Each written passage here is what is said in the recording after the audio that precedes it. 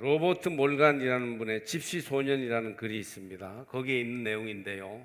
로드니 스미스는 가난한 집시의 아들로 태어났습니다. 그러나 70년을 전도자로 큰 봉사를 했던 분이었죠. 그의 아버지 코넬리우스는 빚 때문에 감옥에 있을 때 복음을 접하게 됩니다. 후일 그는 자녀들을 데리고 선교 모임에 갔다가 이제 정규 예배도 아니고 선교 모임에 아이들 데리고 간 거예요.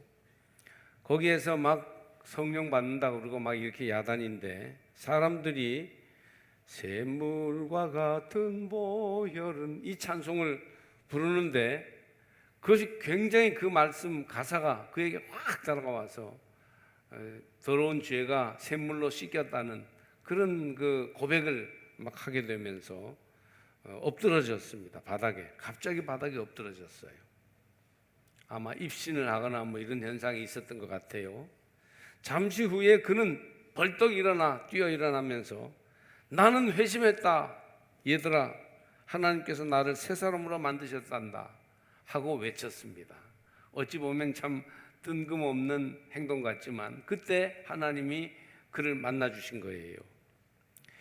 아버지가 이렇게 사람들이 많은 곳에서 엎드려서 나는 갑자기 회심했다고 막 소리 지르는 걸 보고 아들 로드니는 너무 창피해서 교회에서 뛰어나갔습니다.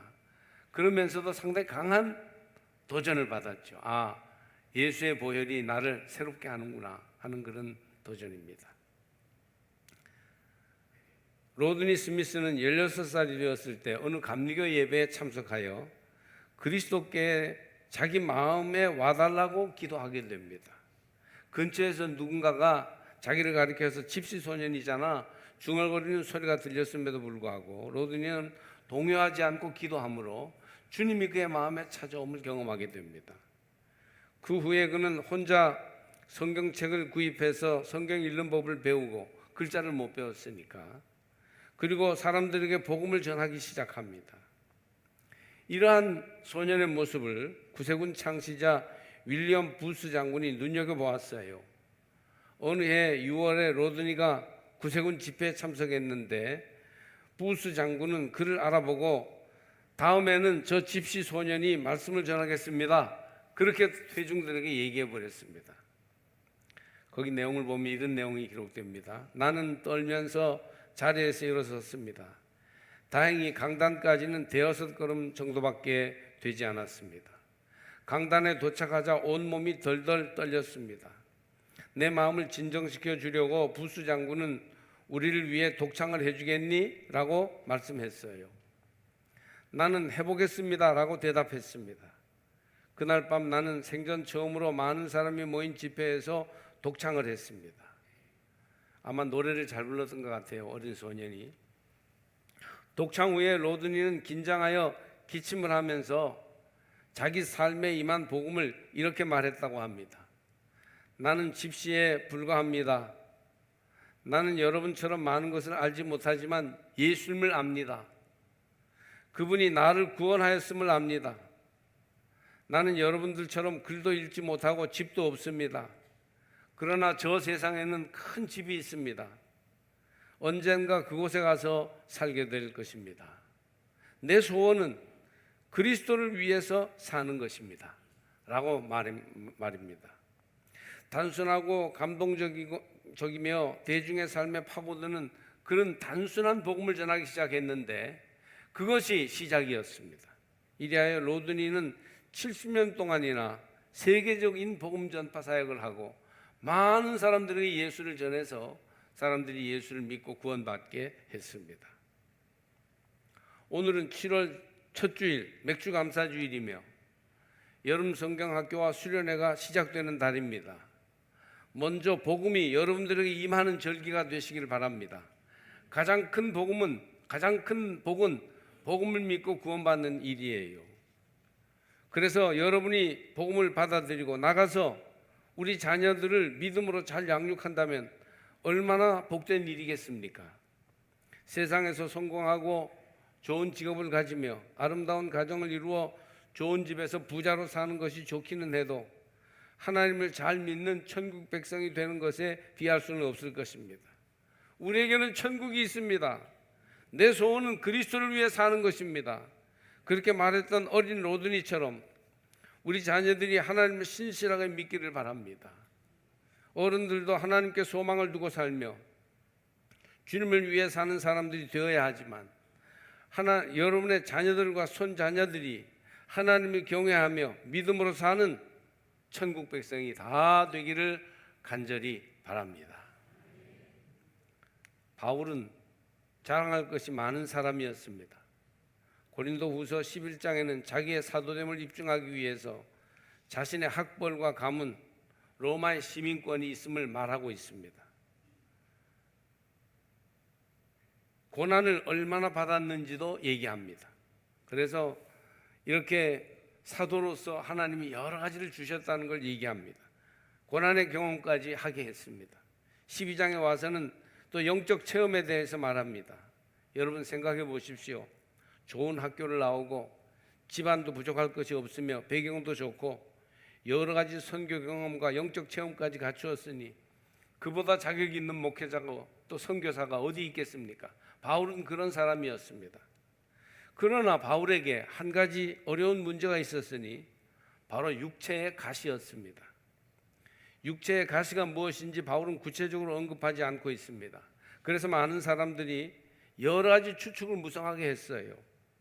바울이 눈이 좋지 않아 안지를 앓고 시력이 아주 낮았다고 합니다. 거의 반장님 수준이었습니다. 그래서 안질이 가시였을까? 또 아니면 편두통이나 간질병과 같은 뇌질환이 있었을 거라고 합니다. 이것도 심각하죠. 또 혹은 우울증이나 나병이 있었을 것이라고 보는 사람도 있습니다. 사회생활을 잘 못하는 거죠. 가시를 또 심지어 언어장애나 히스테리 아니면 동성애로 바울이 고민했을 것이라고 말하는 사람조차 있습니다. 여기서는 7절에 가시를 사탄의 사자로 말한 표현 때문에 그 가시가 바울의 사역 전체에 걸쳐서 그를 끈덕지게 괴롭혔던 또 다른 사람이나 집단이라고 결론 짓기도 합니다. 아주 극단적인 유대주의자들, 그들이 바울을 제일 괴롭혔죠. 어쨌든 바울은 이 가시가 너무 힘들어서 3차례나 그 가시의 고통이 떠나게 해달라고 하나님께 간청했습니다. 하나님이 육체의 가시 때문에 도저히 선교를 할 수 없습니다. 너무 괴롭습니다. 이것을 없애주십시오. 나 잘 살겠다고 그런 것이 아니라 하나님 일하기 위해서이니 가시를 제거해 주세요. 그런데도 하나님은 이 가시를 제거해 주지 않으셨습니다. 그냥 두셨어요. 대신 이런 응답을 주셨습니다. 9절 상반절만 읽어보면 이렇게 되죠. 나에게 이르시기를 내 은혜가 네게 족하도다. 이는 내 능력이 약한 데서 온전하여짐이라 하신지라. 여러분, 내 은혜가 네게 족하도다. 그러고는 가시를 뽑아주지 않으셨어요. 그 가시가 뭔지 너무 바울에게는 괴롭고 힘든 일이었는데도 가시를 제거해 주지 않으셨습니다. 그렇게 바울에게는 능력을 주시고 위대한 말씀을 주셨으면서도 그랬다 하는 얘기입니다. 바울은 이 문제로 고민을 하다가 응답을 받았는데요. 먼저 이 문제에 대해서 생각해 볼 사실은 가시보다 은혜에 더 집중하라는 응답을 받았습니다. 우리 모두는 인생의 가시를 빼는데 너무 에너지를 소모하고 있습니다. 특히 나의 부족한 점이나 약점을 채우기 위해서 하나님께서 도와주시기를 간절히 기대합니다. 우리 가정이 잘 되기 위해서, 자녀들이 잘 되려면 우리를 가로막고 있는 장애물을 해결해야 한다고 생각하여서 하나님께 간구합니다. 하나님, 이 문제를 해결해 주십시오. 꼭 좀 해결해 주세요. 믿습니다. 하나님 입장에서도 그 문제를 해결해 줘서 손해볼 것이 없을 것 같고, 나도 그 문제가 해결된다면 정말 잘할 것 같다. 바울처럼 가시를 빼주세요. 이런 마음으로 믿음 생활을 하는 것입니다. 여러분은 어떤 가시가 있습니까? 시급한 가시, 오래된 가시, 어떤 문제가 여러분에게 있습니까? 20, 30년 전에 제가 경기도에서 원주에 있는 교회로 이임해 갔을 때 원로 감독님이 심호하던 교회에 젊은 목회자가 처음 왔다고 교역자 회의를 그 교회에서 했습니다. 지방 목회자들을 다 청했습니다. 그런데 그날 점심에 북어찜을 먹다가 그러다가 가시가 목에 걸렸어요. 그래서 맨 밥을 먹고 물을 막 마시고 그렇게 해도 목에 딱 이렇게 찔려서 걸려서 안 됐습니다. 뜨끔거려서 괴로웠지만 목사가 처음 온 교회에서 방정맞게 엄살을 떨면 흉이 될 것 같아서 꾹 참고 있었는데 한 권사님이 옆에서 자꾸 그러는 거예요. 그냥 두면 그 가시가 집을 지어서 큰일 난다고 나중에 목을 수술해야 되니까 빨리 그것을 뽑으라고 막 옆구리를 찌르는 거예요. 그래서 점심시간이 끝나자마자 이웃교회 장로님이 원장으로 있는 이비인후과에 갔습니다. 그런데 나는 그분이 장로님인 줄 아는데 그분은 그 동네를 제가 처음 갔으니까 누군지를 모르고, 그리고는 젊은 사람이 도대체 북어를 어떻게 먹어서 목에 이게 걸리냐고 막 야단을 치면서 무슨 장도리 같은 도리깨 같은 이런 거 가지고서 막 목을 그 가시를 뽑는 거예요. 얼마나 무섭고 걱정이 되든지. 그리고는 막 야단 치는 거예요. 제가 엄청 당황했습니다. 나중에는 목사라는 걸 아시고 이웃교회 목사라는 걸 아시고 굉장히 미안해하시면서 돈을 받지 않으셨습니다. 야단을 맞았어도 가시를 뽑아주니 얼마나 좋았는지요. 가시는 정말 견디기 어려운 것이고 우리 삶의 우선적인 과제가 되지요. 여러분에게는 어떤 가시가 있습니까? 아, 이게 가시구나 하는 것이 분명히 몇 가지는 있을 수 있습니다. 가시가 신발에 들어있으면 걸을 때마다 아파요. 얼마나 괴롭습니까? 가시가 목에 걸려 있으면 견딜 수 없어요. 자꾸 뜨끔뜨끔하고 뭘 먹기가 힘이 듭니다. 그러니까 사람들은 가시는 나쁜 것, 무조건 빼야 하는 것이라는 생각을 하고 있습니다. 그렇습니다. 가시는 빼야 하고 없애야 해요. 그런데 우리 삶에 바울에게 있었던 것처럼 빠지지 않는 가시도 있어요. 빠지지 않고 계속 나를 찌르는 가시는 어떻게 해야 합니까? 바울에게 육체의 가시가 그랬어요. 해결되지 않는 문제, 계속 찌르고 쏘는 약점이 있으면 어찌해야 할 것입니까? 3번이나 바울도 하나님께 작전 기도를 했거니와 우리도 가시를 빼려고 무던히 애쓰고 있는 것 아닙니까? 그런데 하나님은 가시에 집중하기보다는 은사에 집중하라고 가르쳐 주십니다. 가시보다 나은 조건들이 이미 있지 않느냐? 가시에만 신경을 쓰지 말고 이미 주신 은사들에 먼저 집중하라고 바울에게 말씀하십니다. 가시는 여전히 있지만 바울에게 주신 좋은 은사들이 많이 있으니까 그걸 가지고 선교하고 복음 전하면 오히려 하나님의 영광이 드러날 것이라는 말씀입니다. 은사란 보이지 않는 하나님의 은혜가 보이는 무언가로 나타나는 것을 말합니다. 말씀을 잘 한다든가, 일 처리가 능숙하다든가, 노래를 잘한다든가, 악기를 잘 다룬다든가, 또는 경제적으로 집안이 안정되어 있다든가, 성품이 좋다든가, 이런 것들은 은사라고 할 수 있어요. 하나님이 내게 주신 것을 성령의 감동으로 잘 표현하며 사는 것입니다. 그런데 그 은사는 여러 가지로 나타날 수 있어요. 내게 없는 은사도 있고 반면에 반대편으로 보면 그게 은사인 경우도 있어요. 인물이 없으면 몸매가 좋거나 몸매가 없으면 건강이 좋거나 그도 없으면 성품이 좋거나 뭔가 하여튼 찾아보면 있을 거예요. 우리는 내게 없는 것을 달라고 하나님께 조르다가 이미 주신 것을 허비해버리고 놓쳐버리는 경우가 있어요. 하나님, 왜 나를 더 멋있게 만들어주지 않으셨어요? 남자, 여자가 줄줄 따라다니게 좀 해주시죠. 폼 좀 잡게. 그런 마음들을 가지고 있습니다.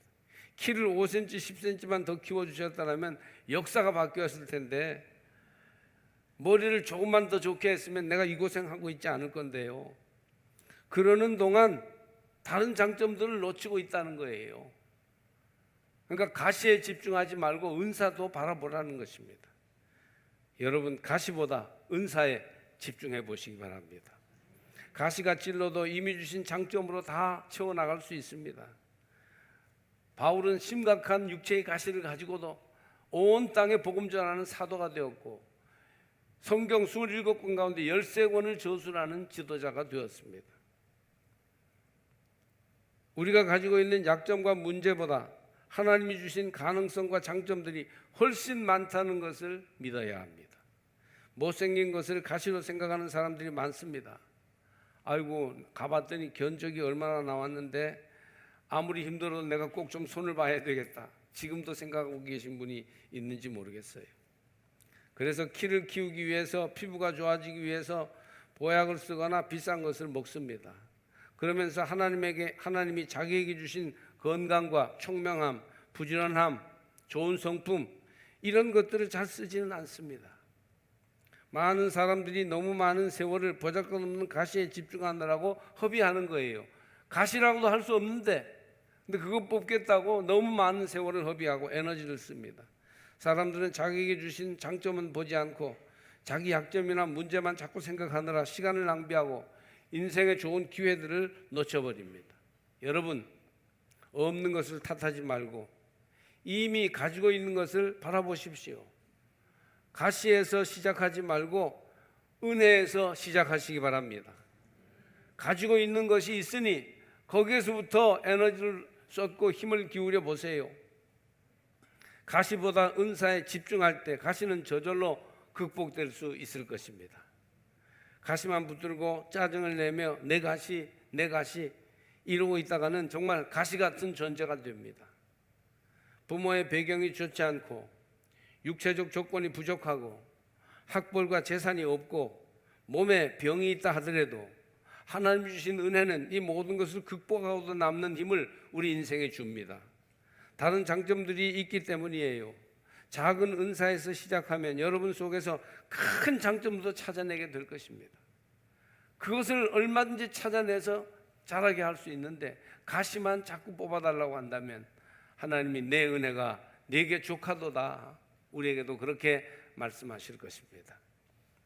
바울이 하나님의 응답을 받은 두 번째 내용, 첫 번째는 가시에 집중하지 말고 은사에 집중하라는 것이고, 두 번째는 가시가 하나님 능력의 통로라는 사실입니다. 이는 내 능력이 약한 데서 온전하여짐이라. 그러므로 크게 기뻐함으로 나의 여호로 약한 것들에 대하여 자랑하리니 이는 그리스도의 능력이 내게 머물게 하려 함이라. 바울은 가시가 없었더라면 교만해졌을 것입니다. 바울의 가시는 바울로 하여금 겸손하게 하고 하나님의 능력을 받게 하는 통로가 되었습니다. 바울이 교만해지려 할 때마다 가시가 찔러 겸손하게 하고 하나님을 바라보게 만들었어요. 바울이 교만하였다면 어떻게 선교 활동을 계속할 수 있었을까요? 그 길은 감옥에도 가는 길이요 매를 맞기도 하였으며 도망다니고 욕먹고 굶주리는 온갖 고난이 기다리고 있는 길이었습니다.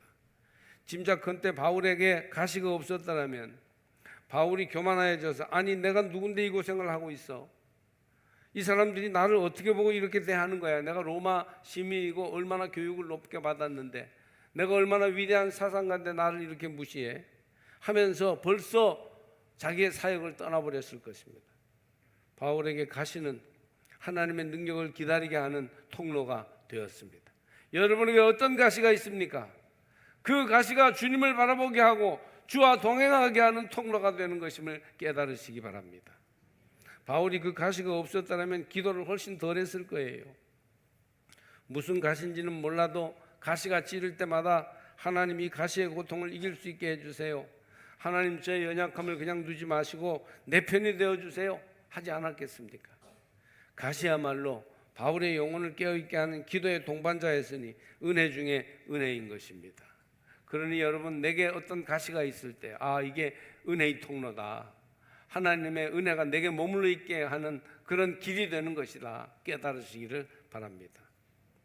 어떤 선배가 시골 교회에서 첫 목회를 하는데 교우 중에 어떤 분이 그렇게 가시 노릇을 하셨습니다.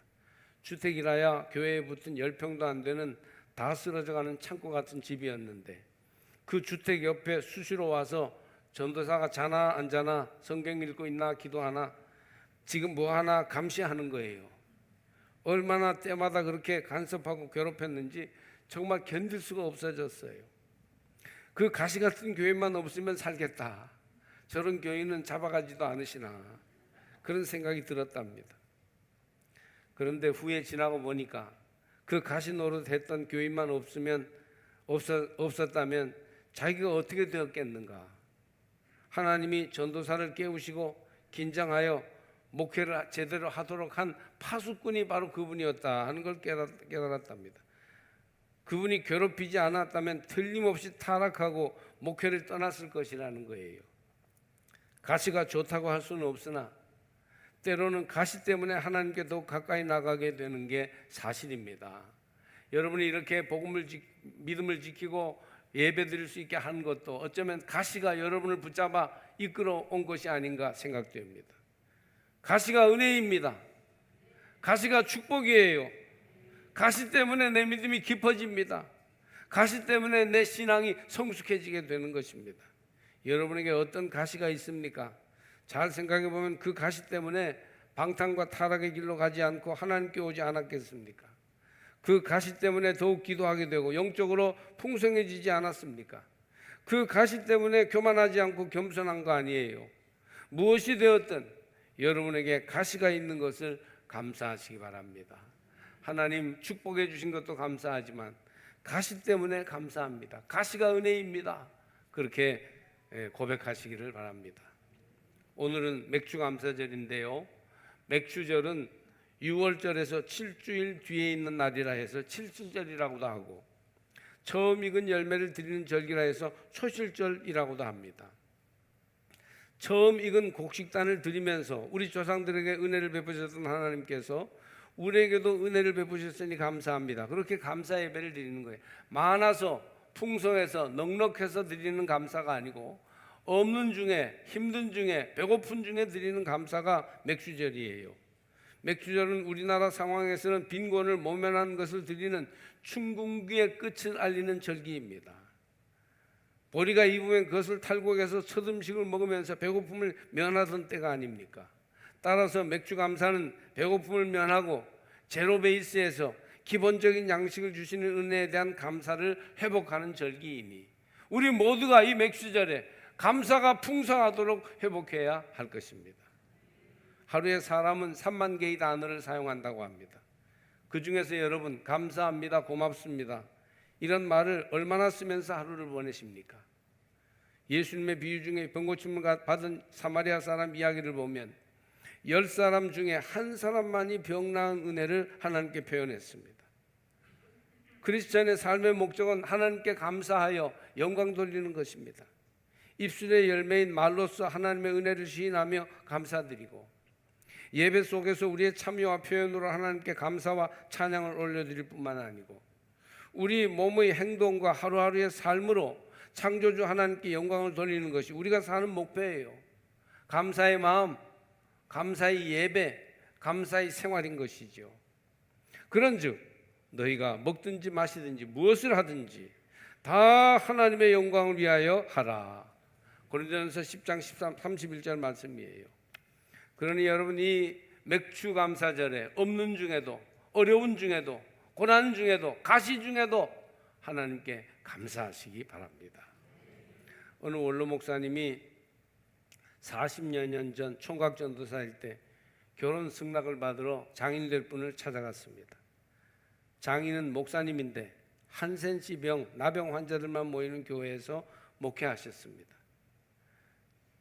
그래서 장인이 결혼 승낙 조건으로 건 것이 뭐냐 하면 당신이 심호하는 교회에서 결혼식을 하라는 요구였습니다. 장인이 요구하는 유일한 결혼 승낙 조건이 바로 한센시병 환자들이 있는 곳에서 그들의 축하를 받으며 결혼식 하라는 거예요. 그러니 그걸 거역할 수가 없죠. 따를 수밖에 없었습니다. 너무 내키지 않았겠죠. 왜냐하면 예쁜 향기 나는 꽃이 많은 이런 장례식장이나 교회에서 결혼식 하고 싶은데 환자들이 가득 찬 한센시 어려운 환자들이 가득 찬 곳에서 결혼식을 해야 하니까 결국 두 사람은 어느 수요일 저녁 기도회 광고 시간에 수요 기도회 광고 시간에 조촐하게 결혼식을 하였어요. 하객은 모두 한센병 환자들이었습니다. 사회에서 격리된 너무 어려운 생활을 하고 계신 그런 분들이 축하객이었어요. 장인의 마음이 무엇이었을까요? 두 가지예요. 하나는 평생 세상에서 버림받고 살아가는 한센병 환자들에게 건강한 총각과 처녀의 결혼식을 보여주고 싶었던 것입니다. 자기 가정의 결혼식이 그들의 기쁨이 되기를 원하였던 것이에요. 그리고 또 하나는 이 두 사람이 여기에서부터 시작하면 만사를 감사하며 살 수 있을 것이다. 그런 마음이 있었기 때문이에요. 두 사람의 결혼식은 감동과 축복의 눈물로 채워졌습니다. 장인 목사님은 한센 교인들에게 아름다운 사랑의 선물을 보여줌으로 함께 기뻐하게 하였고, 새로 맺어지는 딸 부부는 어떤 경우에도 자족하며 감사할 것을 가르쳐준 예식이 되었습니다. 할렐루야. 여러분, 배고픈 때를 잊지 마십시오. 지금도 세계에는 배고파 죽어가는 사람들이 있음을 잊지 말아야 합니다. LA 북쪽으로 살기 좋은 해변 지역에 산타모니카라고 있는데, 거기 문화의 거리가 있어요. 정말 풍요롭고 볼 것, 먹을 것, 놀 것이 많은 세계 최고의 장소입니다. 그런데요, 거기에도 거지가 많습니다. 구석구석마다 거지, 자포자기하여 스스로 거지가 된 게으른 사람들이죠. 그런데 그걸 보면 우리가 감사를 느끼지 않을 수 없습니다. 우리가 얼마나 잘 살게 되었습니까? 생활이나 먹을 것은 미국보다 조금도 못할 것이 없는 생활을 하는 것을 우리는 감사드려야 됩니다. 제로 베이스, 아무것도 없던 때, 가난하던 때, 외로웠던 때, 힘들었던 때를 생각하면 우리는 이 맥주절에 오직 감사할 것뿐입니다. 더구나 우리에게 가시가 있어요. 그러니 불평하고 짜증을 내어도 좋다가 아니라, 가시보다는 다른 좋은 점, 하나님이 내게 주신 은사들을 생각하고 집중할 때 가시의 문제가 극복될 수 있습니다. 맥주절은 없는 것을 생각하지 않고 있는 것에 감사하는 절기예요. 굶고 병들어 죽어가던 때에 비하면 지금은 감사하다고 고백하는 게 바로 맥주절입니다. 약점에 아파하기보다 장점으로 시작하십시오. 우리에게 가시가 있어요. 그런데 그 가시 때문에 더 큰 은혜가 되는 겁니다. 가시가 하나님의 긍휼하심과 은혜를 얻는 통로가 된다는 것이죠. 가시 때문에 더 겸손해집니다. 가시 때문에 더 기도하게 되고 영적으로 풍성해집니다. 그러니 은혜 중에 은혜가 아닙니까? 맥주 감사절은 내게 족한 은혜를 주신 하나님께 마땅한 감사와 찬양과 영광을 돌리는 날입니다.